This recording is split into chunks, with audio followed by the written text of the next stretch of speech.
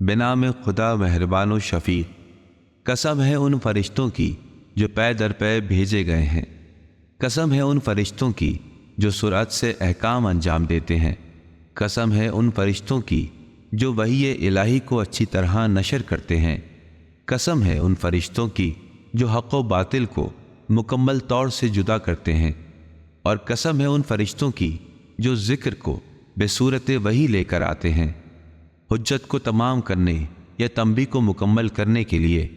جس چیز کا تم سے وعدہ کیا جا چکا ہے وہ یقیناً واقع ہونے والی ہے، جس وقت ستارے بالکل بے نور کر دیے جائیں گے، اور جب آسمان کو شکافتہ کر دیا جائے گا، اور جب پہاڑوں کو کھیڑ کر اڑا دیا جائے گا، اور جب رسولوں کی حاضری کا وقت آن پہنچے گا۔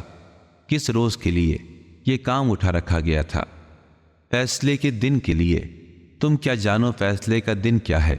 جس روز جھٹلانے والوں کے لیے تباہی ہے۔ کیا ہم نے پہلے والوں کو ہلاک نہیں کیا تھا؟ پھر ہم بعد میں آنے والوں کو انہی کے پیچھے لائیں گے۔ ہم مجرمین کے ساتھ ایسا ہی برتاؤ کرتے ہیں۔ اس دن جھٹلانے والوں کے لیے تباہی ہے۔ کیا ہم نے تمہیں حقیر پانی سے پیدا نہیں کیا؟ پھر ہم نے اسے ایک محفوظ جگہ ٹھہرائے رکھا، ایک مقررہ مدت کے لیے جسے ہم جانتے ہیں۔ ہم اس امر پر قادر تھے۔ ہم کتنی بہترین قدرت رکھتے ہیں۔ اس روز جھٹلانے والوں کے لیے تباہی ہے۔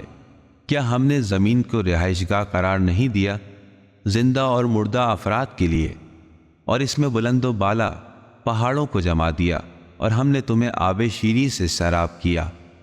اس دن جھٹلانے والوں کے لیے ہلاکت ہے۔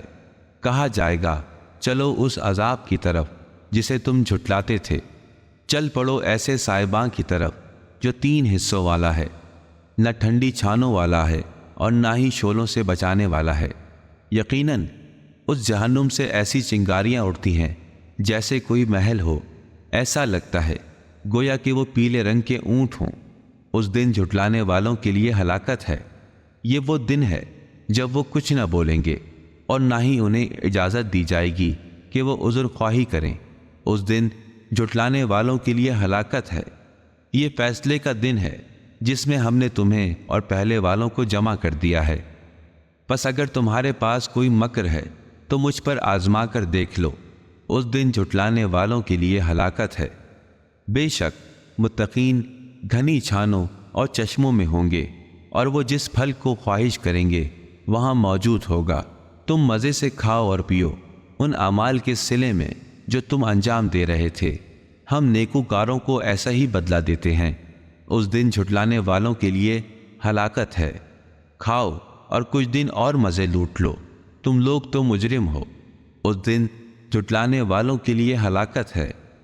اور جب ان سے کہا جاتا ہے کہ رکوع کرو تو وہ رکوع نہیں کرتے۔